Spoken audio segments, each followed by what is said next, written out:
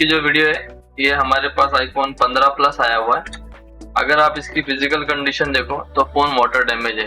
Microscope में मैं दिखाता हूँ आपको, ये फोन की फिजिकल कंडीशन है। ओके, तो मतलब इस कंडीशन में अगर फोन रिसीव होता है तो इसको आपको स्वैप ही करना पड़ेगा। देखिए ऑलमोस्ट पूरा मदरबोर्ड सड़ गया है। और दूसरा ये तो जो सीपीयू वाला है अपर पीसीबी, अगर आप लोअर पीसीबी को देखो तो लोअर पीसीबी भी इस तरह से पूरा सड़ गया और डैमेज। क्या कस्टमर का डेटा इंपॉर्टेंट है तो कोई नहीं, अभी हम इसको स्वैप करने की तैयारी करते हैं। तो जो ये सीपीयू आता है, ये सीपीयू खट्टे में रहता है। देखो आप यहाँ से भी रिमूव कर सकते हो इसको, कोई इश्यू नहीं। लेकिन अगर आप रिंग काट के यूज करोगे तो समझो सीपीयू आपका 100% सेफ निकलेगा। ओके, तो हम इसका रिंग काटते हैं और सीपीयू को अलग करते हैं। रिंग काटने के लिए सीपीयू के एकदम बिल्कुल पास नहीं काटना है, आपको ड्रिल को कुछ इस तरह से रखना है कि कल को अगर हाथ स्लिप भी हो तो अपोजिट में स्लिप हो।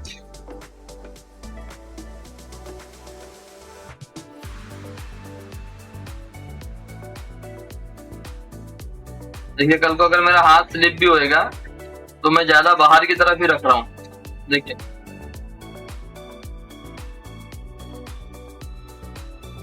सीपीयू ना कटे, इस चीज का ध्यान देना है। इसके लिए रिंग थोड़ा सा ऊपर से ही काटनी है। ये हो गया। दूसरे साइड भी सेम हम यहाँ से काट लेंगे, ज्यादा नीचे से काट लेंगे। अगर कोयले वाले कटती है तो भी कोई इश्यू नहीं, क्योंकि हमारा बोर्ड जो है ये ऑलरेडी स्क्रैप पीसीबी ही है समझो। और डैमेज है तो किसी काम का तो पीसीबी है नहीं है।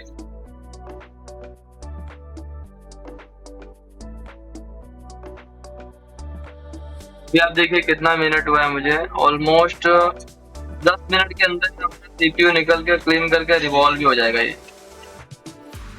इतना कट गया, यहाँ से ये कट गया। अब आपको नेल कटर लेना है या कोई दूसरी चीज लेना है, बस इसको बाहर की तरफ पुश कर देना इस तरीके से।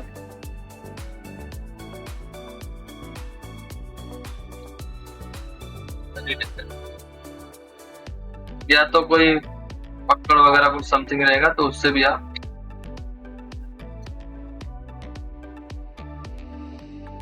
बाहर की तरफ पुश कर दो।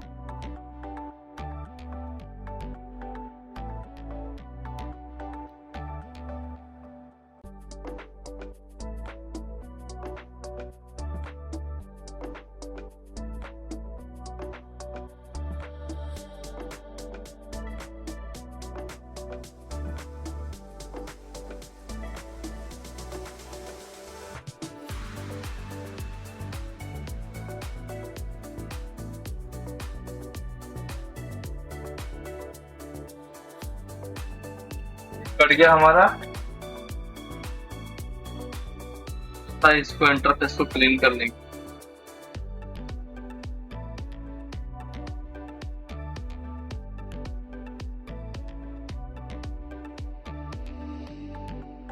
क्या अब हम सीपीयू को रिमूव करेंगे। लेट तो सीपीयू रिमूव करने, ये थोड़ा सेफ तरीका है।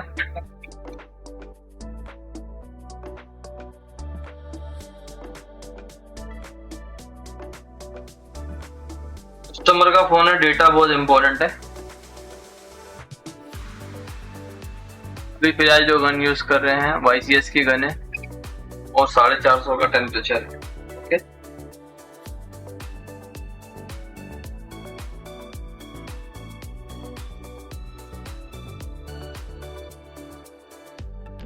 दस से 15 सेकंड आपको हीट करना है। हीट करने के बाद में ब्लेड इंसर्ट करना है, ट्राई करना है।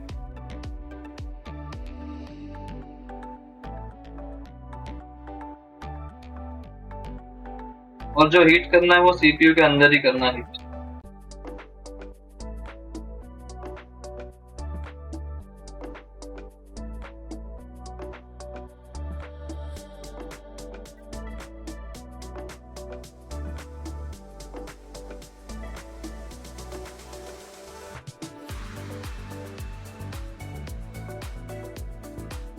ये हमारा सीपीयू रिमूव हो गया।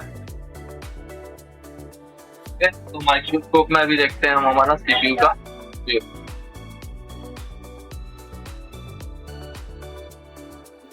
सीपीयू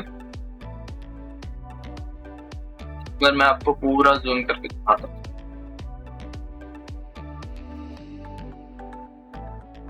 ये कॉर्नर है, कॉर्नर से आप सारे कॉर्नर पे देखो, हमारे 2 ट्रैक गए हुए हैं, मे बी ग्राउंड ही हो, ये दोनों ग्राउंड ही है। ओके, तो इसमें क्या कर रहे हैं, सबसे पहले आपको यूवी लगा देना, फिर हम इसको क्लीन करते हैं।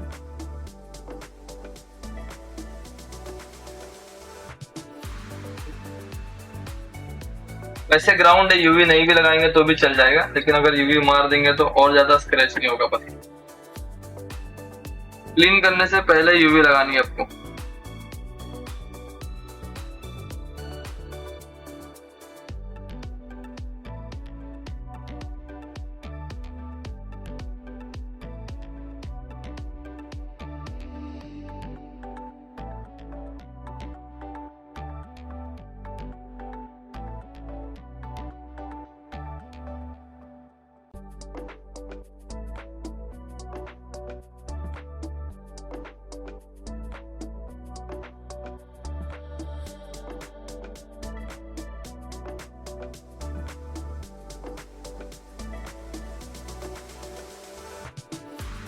ये यूवी ग्लू सूख रहा है, हम क्या करते हैं, अब हम इसके हार्ड डिस्क वगैरह निकाल लेते हैं। कस्टमर का डेटा इंपॉर्टेंट है, तो हम दूसरी हार्ड डिस्क चेंज नहीं करना है, इसी हार्ड डिस्क को हमको लगाना पड़ेगा। कटिंग बना से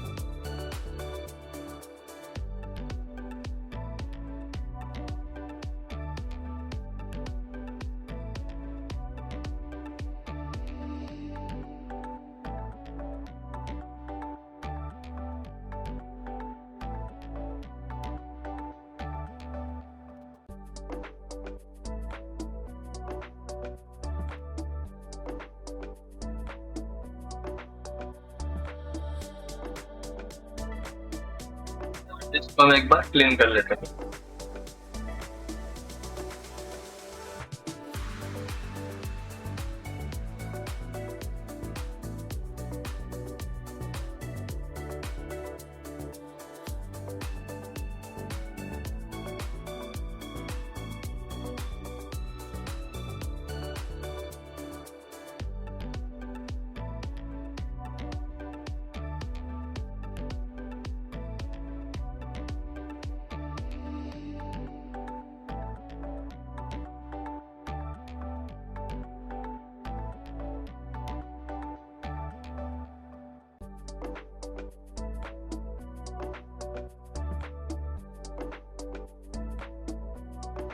हमको बॉटल लेना पड़ेगा, नहीं नहीं वो है।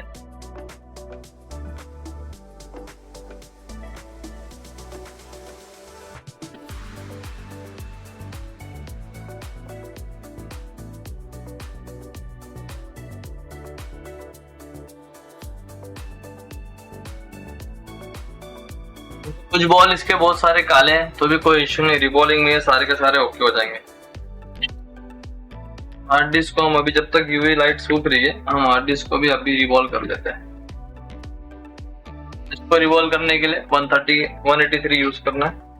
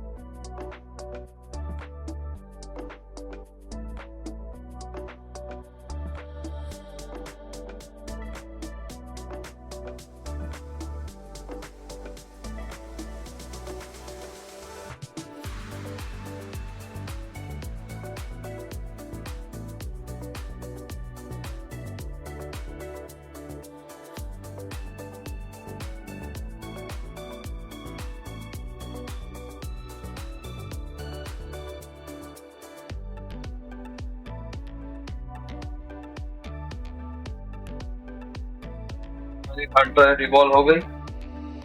नेक्स्ट अब हमको सीपीयू क्लीन करना है।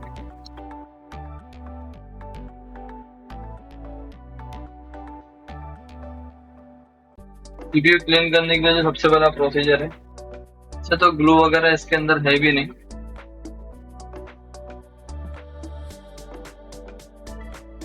बहुत ही ग्लू आया है, और हमको सबसे पहले इसको 130 ऐड करना पड़ेगा।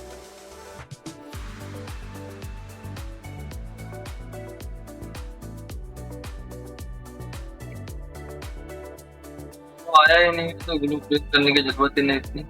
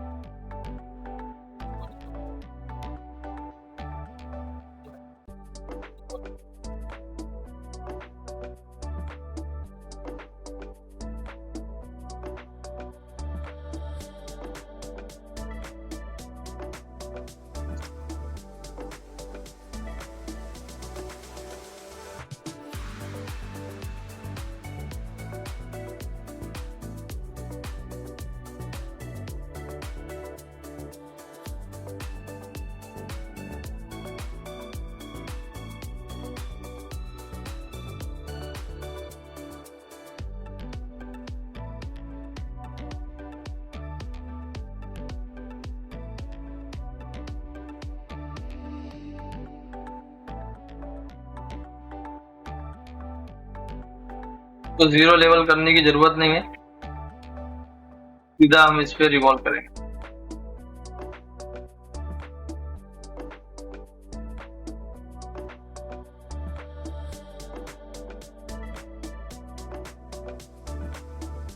राउंड है ना, निकालने के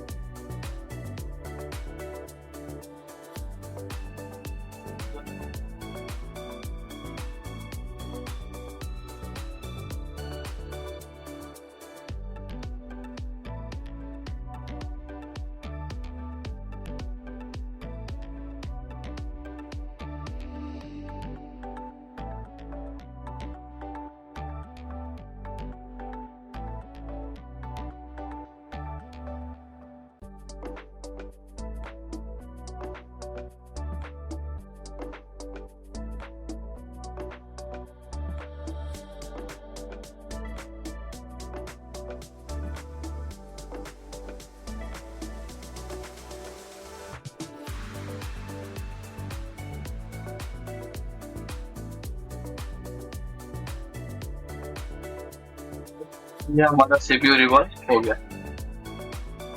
सीपीयू निकल भी गया और रिवॉल्व भी हो गया।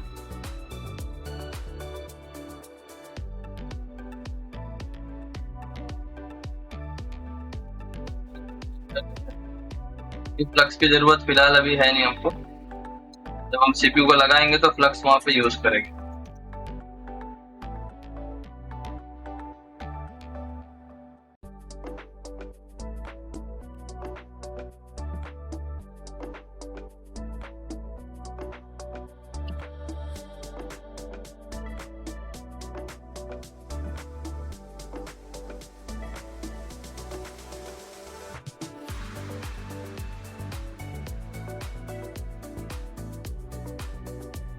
तो हमारा हार्ड डिस्क और जो सीपीयू है ये दोनों रिवॉल्व हो चुके हैं।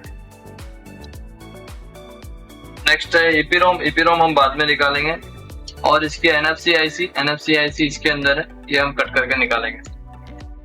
तो ये दो हमारा हो गया है।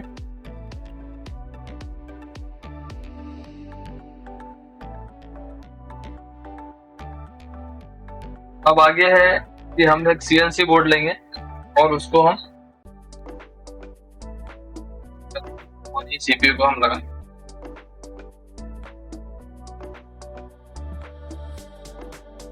सीएनसी आईडी जो भी आपके पास है आप यूज कर सकते हो।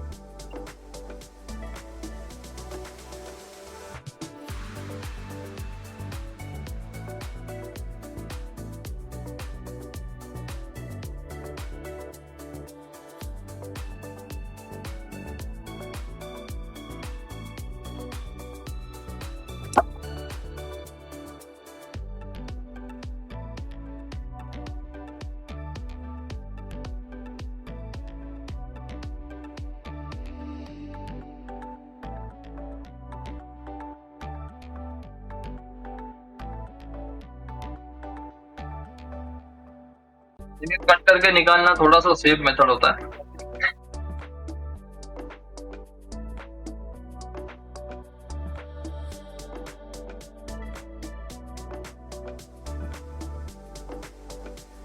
All done. नेक्स्ट हमको लोअर बोर्ड भी स्वैप करना है, तो लोअर जो बोर्ड है इसका भी हम ये निकाल लेते हैं। बेसबैंड, सीपीयू, वाईफाई जो भी है सब कुछ निकाल लेते हैं इसका भी। लोअर बोर्ड की भी कंडीशन कुछ इस तरीके से है, तो इसको भी रिमूव कर लेते हैं।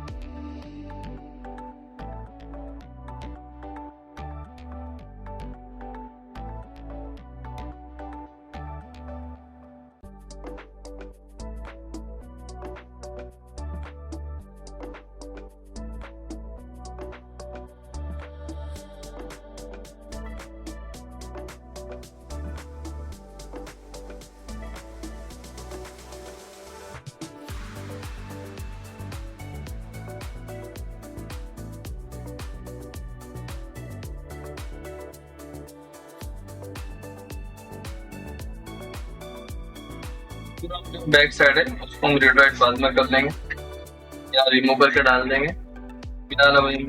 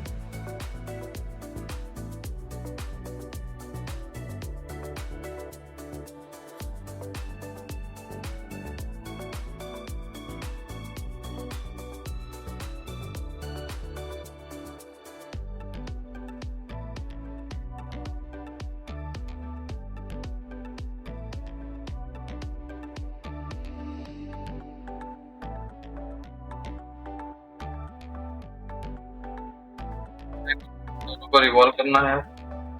पहले वाईफाई रिवॉल्व करते हैं।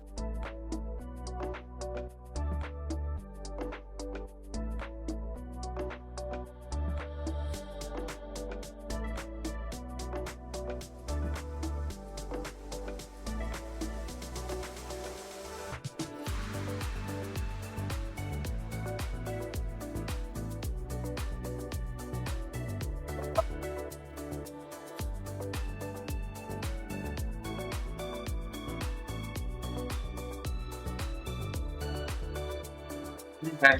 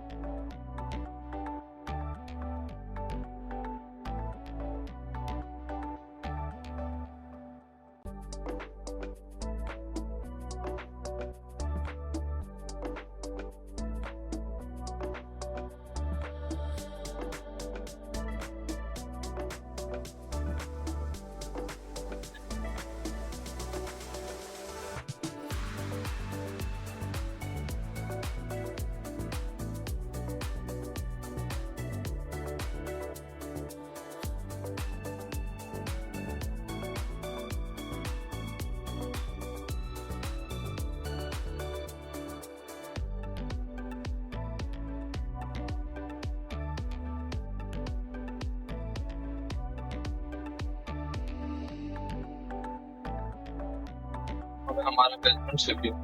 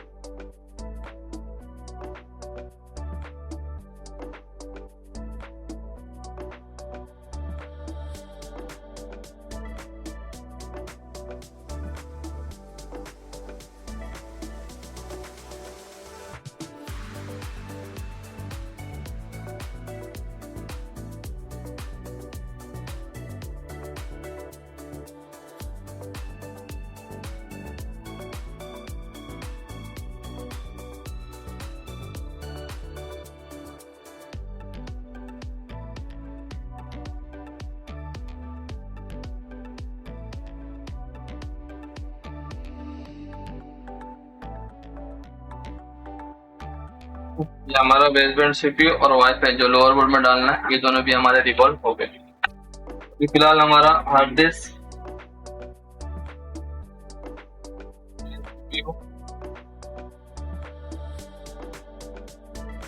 और बेसबैंड सीपीयू वाईफाई, ये चारों चीज हमारी रिवॉल्व हो गई है।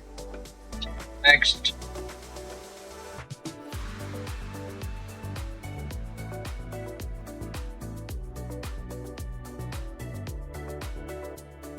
पीएनसी पीसीबी ले लेते हैं। हमारी आ गई है ना, ठीक है, तो ये हमारा CNC PCB है, इसको पहले हम क्लीन कर लेते हैं।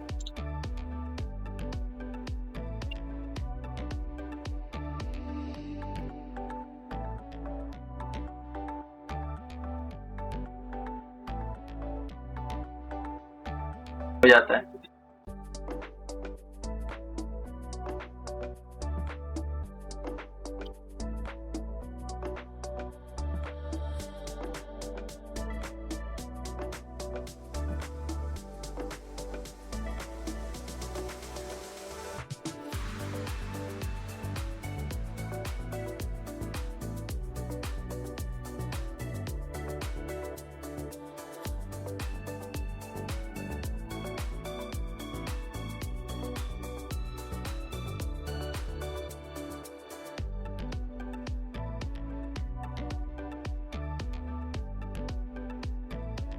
पहले हम इसको क्लीन कर लेते हैं, उसके बाद इसको चेक करेंगे कि ये 15 का है PCB या 15 प्लस का। बोर्ड आईडी का रजिस्टर चेक करके तो पहले इसको 138 कर लेंगे।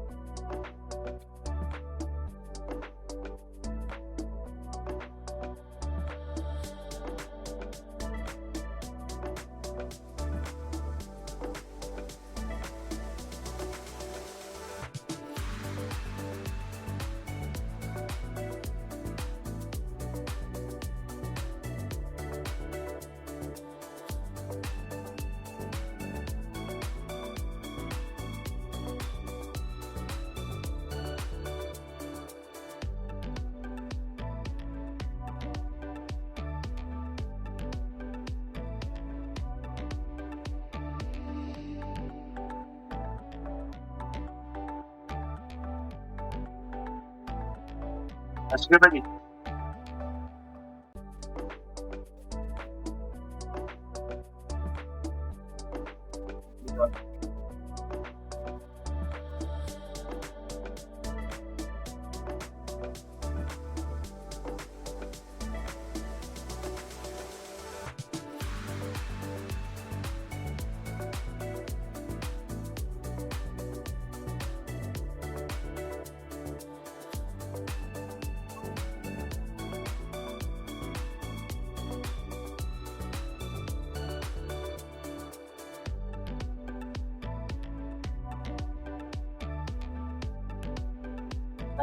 कैंडल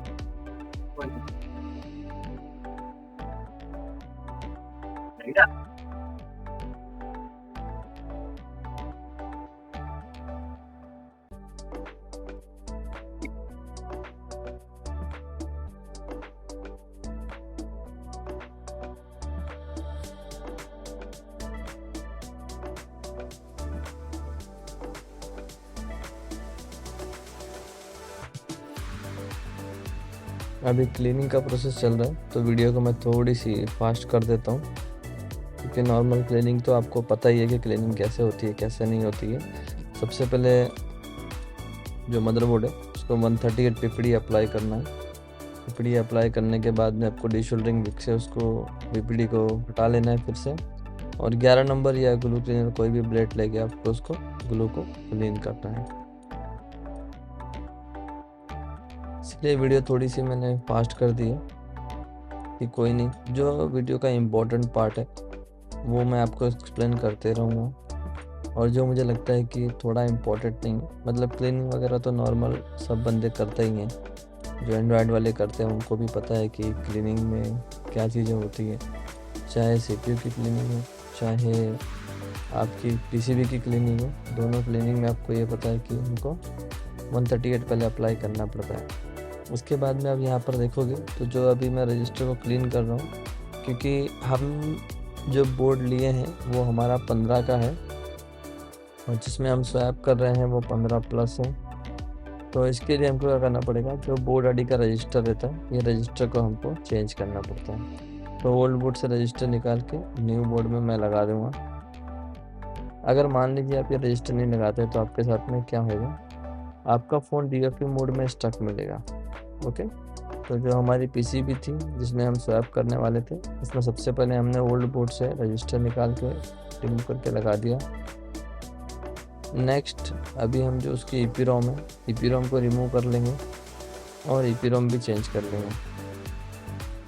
देखिए प्रोसेस तो होता है, सबसे पहले CPU आप डालो और फिर PCB की बूटिंग चेक करो, बट कोई नहीं, अगर आप पहले EEPROM भी डाल देंगे तो कोई इशू नहीं। ये हमारा ओल्ड PCB है, इसमें से अब हम EEPROM को रिमूव कर लेंगे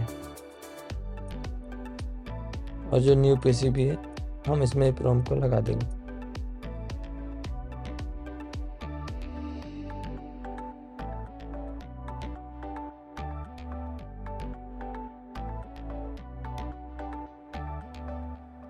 ओके, तो नेक्स्ट हमारा है हार्ड डिस्क। हम हार्ड डिस्क को बिठा लेंगे। जो हमारी CNC PCB थी उसमें हमने EEPROM पहले बिठा लिया और हार्ड डिस्क बिठा लिया। अब हम CPU को बिठाएंगे और जो बोर्ड का रजिस्टर था वो तो हमने पहले ही रिप्लेस कर दिया था। तो नेक्स्ट हम लास्ट में CPU को बिठा रहे हैं। CPU बिठाने से पहले आपको क्लीनिंग का बहुत ध्यान देना है, कोई भी डस्ट पार्टिकल अंदर नहीं रहना चाहिए, अदरवाइज आपका CPU अप डाउन हो जाएगा।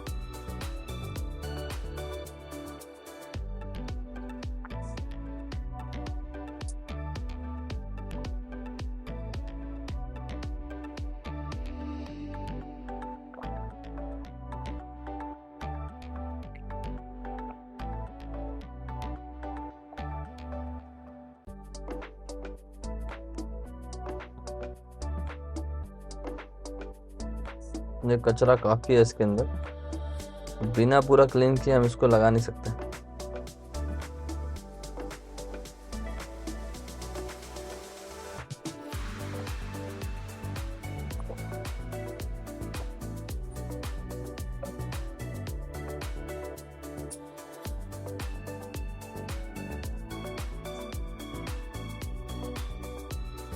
ओके, ये हमारा CPU प्रॉपर क्लीन हो गया। अब हम इसको बिठाएंगे।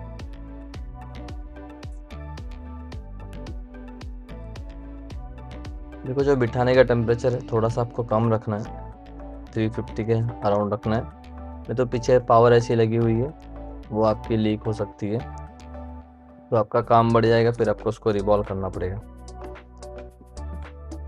तो हो सके तो बिठाते टाइम पे, वैसे ऑलरेडी हमारा जो PPD था वो 183 हो चुका था, मतलब जो कंपनी का PPD आता है वो 220 आता है, लेकिन जो हमारा PPD अभी हमने जो CPU को रिवॉल्व किया 183 हो चुका है। तो कोई नहीं, उसको कम टेम्परेचर पे बिठाएंगे तो भी आपका काम हो जाएगा। ओके, तो अभी हमने EEPROM, हार्ड डिस्क और CPU तीनों लगा दिया है। नेक्स्ट हम क्या करेंगे, अब हम इसकी DC पावर सप्लाई पे बूटिंग चेक करेंगे। देखिए अभी हमने सिर्फ इसमें NFC IC नहीं डाली है, बाकी ऑलमोस्ट सब कुछ डाल दिया, तो हमारा फ़ोन टर्न ऑन हो जाना चाहिए।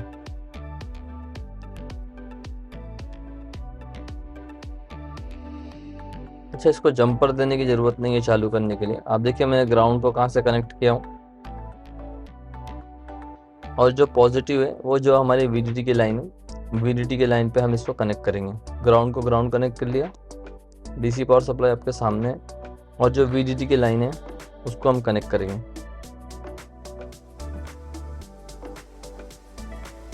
और ऑन ऑफ स्विच जो है हमारी उसको हम ग्राउंड से शॉर्ट करेंगे और चेक करेंगे।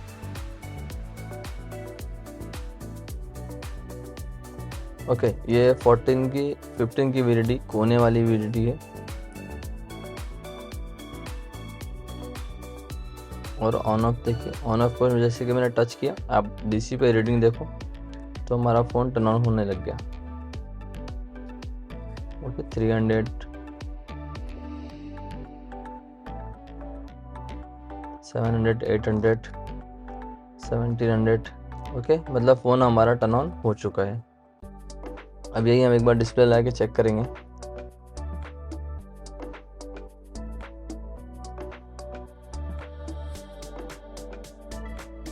स्क्रीन लगाने के लिए देखो एक बेल्ट भी आती है, एक्सटेंशन बेल्ट जिसको बोलते हैं।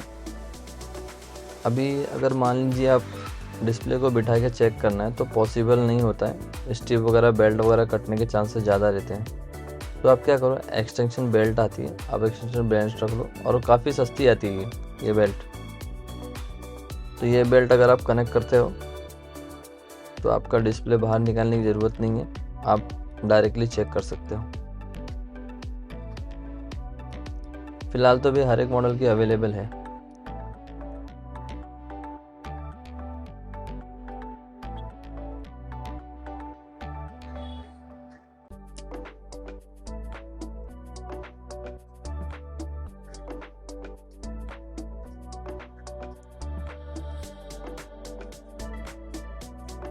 ये VDD रख दिए। अब हम एक बार ऑन करेंगे।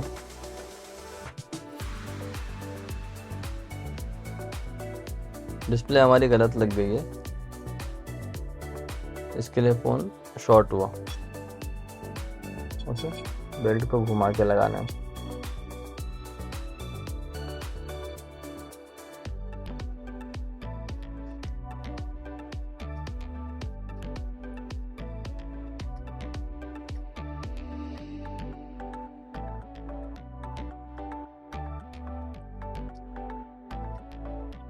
बेल्ट को घुमा के लगाने के बाद में हम फिर से टर्न ऑन कर रहे हैं।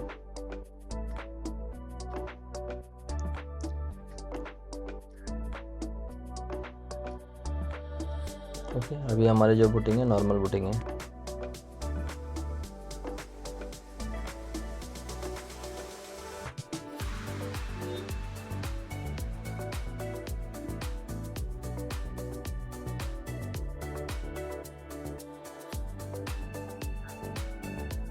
ये हमारा फ़ोन जो है टर्न ऑन हो चुका है। ओके, इसके अंदर अभी हमने NFC IC नहीं डाली है कि अभी अगर मैं कोई भी पासवर्ड डालूँ तो ये अटेम्प्टिंग डेटा रिकवरी पे चले जाएगा और कस्टमर का मेन डेटा इम्पोर्टेंट है। तो फिलहाल वैसे भी अगर अटेम्प्टिंग रिकवरी पे चले भी जाता है तो कोई इशू नहीं, आप NFC डालेंगे तो ऑटोमेटिक वो मेनू में चले जाएगा। तो फाइनल टच वगैरह चेक कर रहे हैं हमारा, देखिए मैंने कोई भी पासवर्ड डाला तो अटेम्प्टिंग रिकवरी पे वो चला गया। अगर आपने गलती से कोई रॉन्ग पासवर्ड डाल भी देते हो तो भी कोई इशू नहीं है, आप जब NFC IC उसकी डालेंगे तो ऑटोमेटिक वो मर्ज हो जाएगी वो।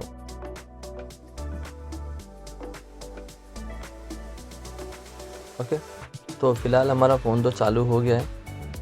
अब जो नेक्स्ट काम है, हमको इसकी NFC IC डालनी है और जो हमारा लोअर PCB है, हमारा लोअर PCB स्वैप करना है। तो लोअर PCB हमारे पास CNC नहीं था, लोअर PCB हमारा डोनर PCB था। तो अब उसमें से हमको पहला CPU वाईफाई वगैरह सब निकालना पड़ेगा, बेसबैंड वाली।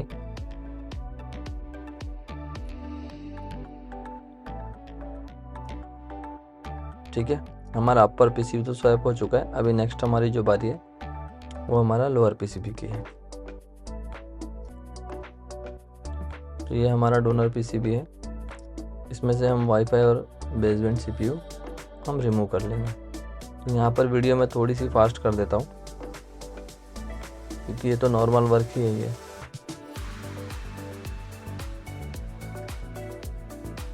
ग्लू कोटिंग का टेम्परेचर आपको जो यहाँ पर यूज़ करना है वो 250 आप यूज़ कीजिए।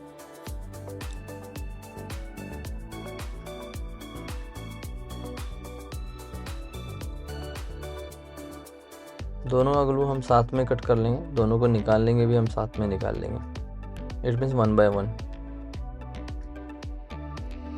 ठीक है, ये जो बेसबैंड CPU है और वाईफाई है, इसको निकालने का टेम्परेचर फ़िलहाल मैं जो यूज़ करता हूँ 400 यूज़ करता हूँ। जो थोड़ा थोड़ा ग्लू है उसका हम उसको ट्विज़र से ही रिमूव कर लेंगे। उसके बाद हम इसको 138 अप्लाई करके डिशोल्डर कर लेंगे।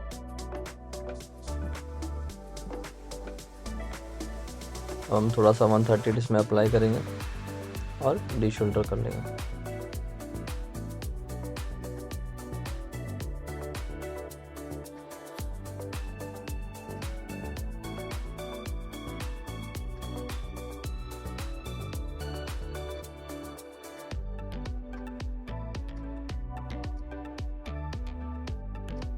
यहाँ पर आपकी जो शोल्डर वायर है उस पर थोड़ा सा 138 आप रख लेना, तो जो वीक है आपकी काफ़ी स्मूथ चलेगी।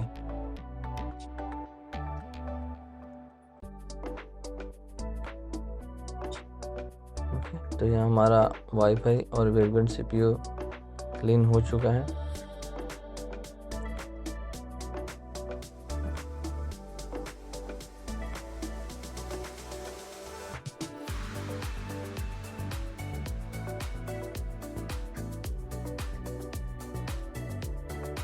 अब जो है इसकी जो EPROM आती है, बेसबैंड EPROM बैक साइड में आती है।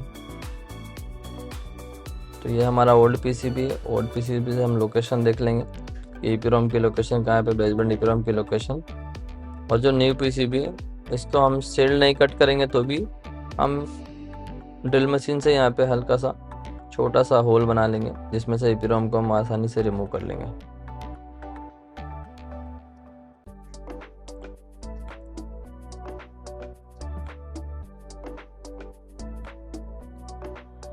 इस तरह से होल बना के आप साइड से उसको कट लगा दीजिए, तो आपको पूरी शील्ड निकालने की ज़रूरत नहीं पड़ेगी।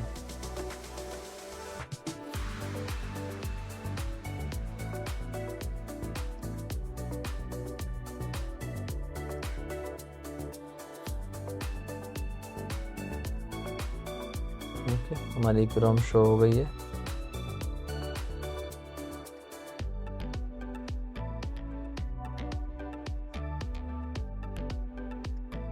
ये हमारी स्क्रैप डोनर वाली EEPROM थी, इसको हमने हटा दिया। और ये कस्टमर वाली EEPROM है, इसको हम क्या करेंगे, पहले लगा देंगे। देखिए अपर लोअर में कितनी IC चेंज करनी रहती है। अगर डेटा इंपॉर्टेंट है तो जो मेन PCB उसमें 4 IC चेंज करनी पड़ेगी आपको स्वैप के लिए, और जो नेटवर्क वाली PCB इसमें आपको 3 IC चेंज करनी पड़ती है। 3 IC में नाम कौन कौन सी आती है? सबसे पहले आती है आपकी बेसबैंड CPU जो अभी हम लगा रहे हैं, दूसरी आती है वाईफाई IC, और जो तीसरी आती है बेसबैंड EEPROM। ये 3 IC कंपलसरी है। और जो अपर PCB है, अपर PCB में सबसे पहले हमारा CPU आता है, मेन CPU, हार्ड डिस्क आती है, और आपकी EEPROM आती है, अपर बोर्ड में भी AP EEPROM आती है, और लास्ट आपकी है NFC IC। तो ये सब हमारा सब कुछ चेंज हो चुका है। अब खाली हमारी बची है NFC IC। कस्टमर का डेटा इंपॉर्टेंट है तो एक बार हम इसके NFC भी 2 NFC आती है, एक P आती है, एक F आती है। तो आपको जो चेंज करना है वो F वाली चेंज करना है। यह शील्ड के अंदर आपको वो NFC आएगी, तो हम ये NFC IC भी रिमूव करके हम चेंज कर देते हैं। या तो आप ड्रिल से कट करके निकाल लीजिए, या तो अक्की पूरी शील्ड ही आप रिमूव कर लीजिए। ये कोई बड़ी शील्ड नहीं है। और IC ओल्ड बोर्ड में से निकाल के न्यू बोर्ड में आप लगा दीजिए। अभी देखिए मैंने कोई भी रॉन्ग पासवर्ड डाला था तो भी ऑटोमेटिक डेटा रिकवरी पे चला गया था वो। तो ये जो NFC IC जब हम रिप्लेस कर देंगे तो आपका फ़ोन डायरेक्टली मेनू में चले जाएगा जब आप सही पासवर्ड डालेंगे तो।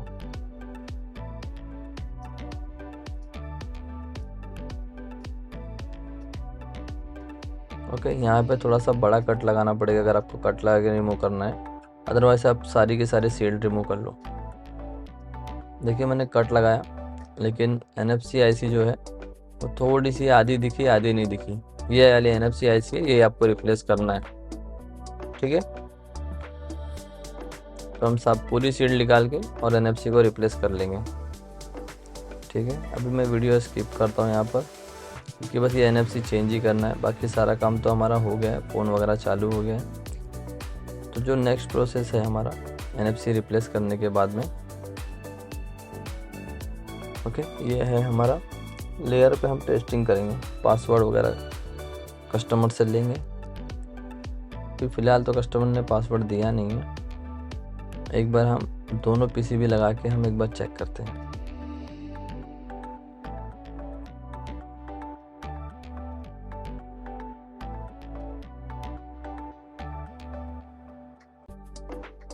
कई बार क्या होता है, आप जब अपर PCB को ऑन करते हो तो ऑन हो जाती है, लेकिन लोअर PCB जब अटैच करके ऑन करते हो तो फ़ोन हाई बूट या शॉर्टिंग वगैरह आ जाती है। तो मे बी आपके लेयर में इशू हो सकता है, या लोअर PCB में भी कोई शॉर्टिंग हो सकती है। तो आप क्या करो, इसको कंफर्म करने से पहले क्या करो कि आप हमेशा टेस्टर यूज़ करो। टेस्टर पे आप पहले जब अगर दोनों PCB आप स्वैप कर रहे हो तो एक बार लेयर बनाने से पहले टेस्टर पे आपको कंफर्म करना ज़रूरी होता है।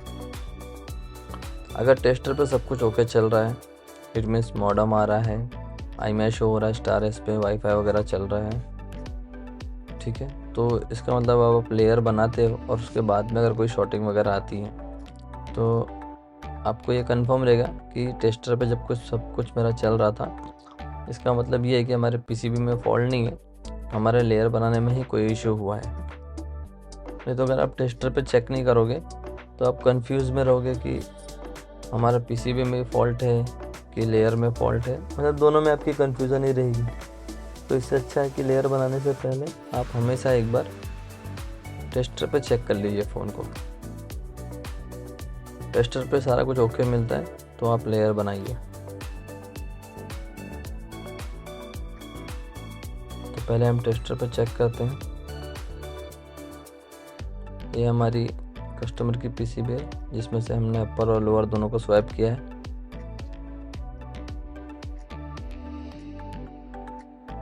ओके, फ़ोन तो चालू है, मीन्स हमारा लोअर लगा के भी कोई हाई बूट वगैरह पे नहीं गया है। इट मीन्स हमारी पीसीबी में कोई भी शॉर्टिंग नहीं है, ना अपर में लोअर में। फ़ोन भी हमारा नॉर्मली टर्न ऑन हुआ है। तो यहाँ तक हमारा ओके है। अब नेक्स्ट प्रोसेस है हमारा लेयर बनाने का। लेयर बना के फ़ोन को स्क्रू वगैरह मारेंगे और कस्टमर से पासवर्ड लेंगे और फ़ोन को पूरा का पूरा चेक करेंगे, क्योंकि हमेशा कस्टमर को डिलीवर करने से पहले हर एक चीज़ चेक की जाती है, उसके बाद ही डिलीवर कस्टमर को हम देंगे। तो लेयर बनाने का वीडियो मैं स्किप करता हूँ, क्योंकि लेयर ऑलरेडी कई बार आपको मैं वीडियो में बना के दिखा दिया हूँ। बहुत ही सिंपल ये लेयर। तो नेक्स्ट हम कस्टमर से पासवर्ड लेते हैं और फ़ोन को पैक करते हैं और हर एक चीज़ एक चीज़ बनाने के बाद में इसको हमने क्या किया है,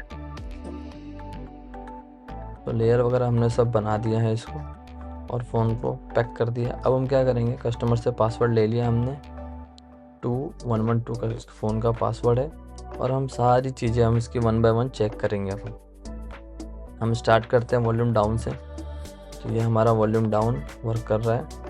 नेक्स्ट है हमारा वॉल्यूम अप चल रहा है। फिर हमारी ये साइलेंट की चल रही है हमारी। ओके, नेक्स्ट हम चेक कर रहे हैं कैमरा। कैमरे में 3 मोड आता है, 0.5, 1x, 2x। तो तीनों हम बारी बारी चेक करेंगे। ठीक है, तीनों हमारे फंक्शन काम कर रहे हैं, 0.5, 1x, 2x। इसके बाद चेक करेंगे फ्रंट कैमरा। ओके, तो फ्रंट कैमरा भी ओके चल रहा है हमारा, परफेक्ट है। अब नेक्स्ट हम चेक करेंगे वाईफाई कि वाईफाई हमारी काम कर रही कि नहीं। तो वाईफाई का भी लिस्ट बन गई हमारी। नेक्स्ट हम चेक करेंगे साउंड आपको सुनाई नहीं देगा क्योंकि मेरे माइक में फिल्ट्रेशन लगी हुई है। ओके, इसके बाद हम चलेंगे फेस आईडी पे। अब फेस आईडी कस्टमर की ऑलरेडी लगी हुई है, तो अब देखो वहाँ पे हल्का सा सर्कल ट्राई करेगा फेस को स्कैन करने का। जब फेस रॉन्ग मिलेगा तो वहाँ पे लगेगी नहीं। इस तरह मतलब फेस आईडी भी हमारी ओके है। नेक्स्ट बैटरी हेल्थ वगैरह सारी दिखा रही है। देखो कस्टमर की हेल्थ भी 100% अभी है। स्टार इस पे IMEI नंबर चेक कर लेंगे। मॉडम आ रहा, ऊपर हमारा नो सिम आ रहा है। ओके, सारी चीज़ हम चेक करने के बाद ही देते हैं कस्टमर को। नेक्स्ट बची हमारी फ्लैश लाइट। ओके, तो सारा कुछ ओके है। अब देखिए इसमें हमने अपर लोअर दोनों पीसीबी चेंज किया है। उसके बाद में सारा कुछ बोर्ड आईडी का रजिस्टर है वो भी हमने चेक किया है। एक हमारी बची चार्जिंग, हम चार्जिंग भी चेक कर लेते हैं। तो हमारा फ़ोन चार्ज भी हो रहा है। तो देखिए सबसे मेन बात क्या होती है कि जब आप स्वैप करते हैं तो आपके सारे फंक्शन काम करना चाहिए।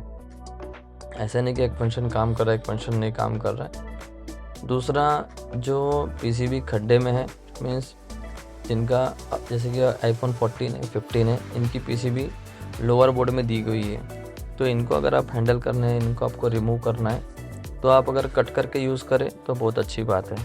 और आप फ़ोन की कंडीशन मेरी देख सकते हो, इतना ज़्यादा वाटर डैमेज था कि अगर हम इसको रिपेयर करने की कोशिश करते भी थे, क्लीन वगैरह करते भी थे, तो ये रिपीट केस आता था। तो ऐसे CPU को अगर आप कट करके डील कर रहे हो तो आपको रिज़ल्ट अच्छा मिलेगा। इट मीन्स क्या है, मेन चीज़ ये है कि उठाने की वहाँ पर जगह नहीं है, जिसकी वजह से हमको कट करना पड़ रहा है। ओके, तो वीडियो अच्छी लगी तो लाइक शेयर सब्सक्राइब कीजिए। और जो हमारी नेक्स्ट बैच आएगी वो 15 फरवरी से स्टार्ट है। तो जिसको भी ज्वाइन करना है, नीचे नंबर है, आप उस पर कॉन्टेक्ट कीजिए। मिलते हैं इसी तरह से कोई नेक्स्ट वीडियो में। ओके, वीडियो शेयर ज़रूर कीजिए आप लोग, अगर कोई नॉलेज अच्छी लगी हो इसमें अंदर तो। ओके,